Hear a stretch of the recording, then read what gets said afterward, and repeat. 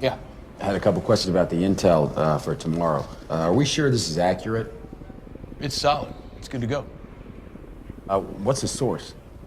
Well, it's a human source intel, but it's solid. It's current as of 0400. Was it the same source we've been using on every site we've hit on the way up here? We rolled a donut. Chief, how about we do this? Let's talk offline. Give me a list of the places where you went and the grids, and we'll make sure that you had the right information written down and that you went to the right places, okay? Captain, the issue isn't the grid, sir. The issue is that there's nothing there. Stand down, Chief. We need to move on here. Don, hold a second. Let's hear what the chief has to say. Okay, sir, I'll give you an example. We rolled into a site, Diwania, last week, okay? 101st took casualties securing it for us. We got in there and found it was a toilet factory. I'm saying there's a disconnect between what's in these packets and what we're seeing on the ground. There's a problem with the intelligence, sir. Matt Damon in an action thriller directed by Paul Greengrass must be another installment of the ultra-successful Jason Bourne series and a sure thing at the box office, right?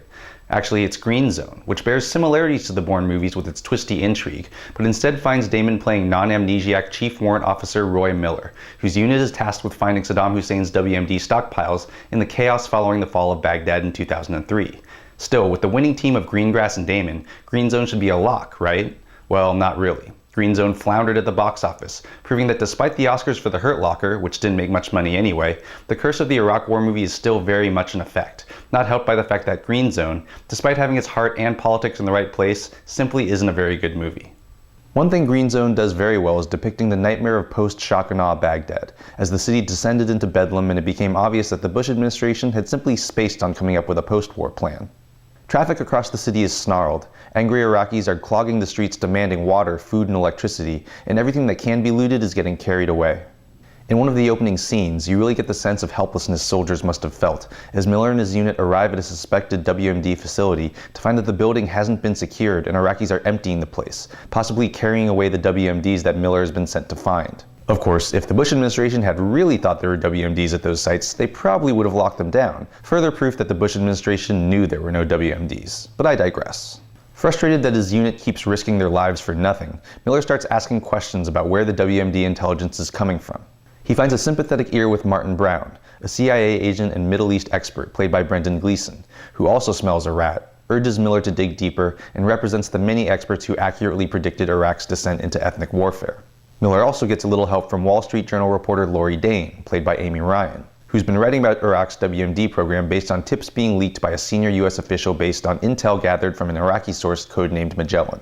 That official is Clark Poundstone, played by Greg Kinnear, a neocon who will do whatever it takes to ensure that Miller and the public never find out the truth about Iraq's non-existent WMDs. This leads to Miller racing against the clock to find Magellan before Poundstone's Blackwater-style contractors do. If Dane sounds a lot like disgraced New York Times reporter Judith Miller, who helped spread lies about Iraq's WMDs based on tips she received from the Bush administration, and Poundstone sounds sort of like Donald Rumsfeld, Paul Wolfowitz, and Paul Bremer, even using Rumsfeld's line that, quote, democracy is messy, that's no accident. Nor is the fact that Magellan might remind you of Curveball or Ahmed Chalabi, two Iraqis whose unsubstantiated, sometimes outrageous claims about Saddam's WMD programs were trumpeted as solid evidence by the Bush administration, although Magellan is pretty different from those real-life hucksters.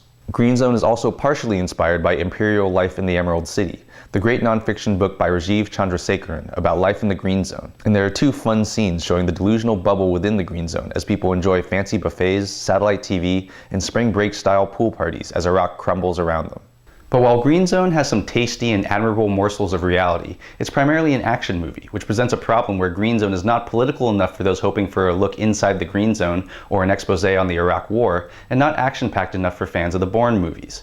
Also, Green Zone's plot is an unfolding mystery that we already know the answer to. Spoiler alert, but they don't find the WMDs.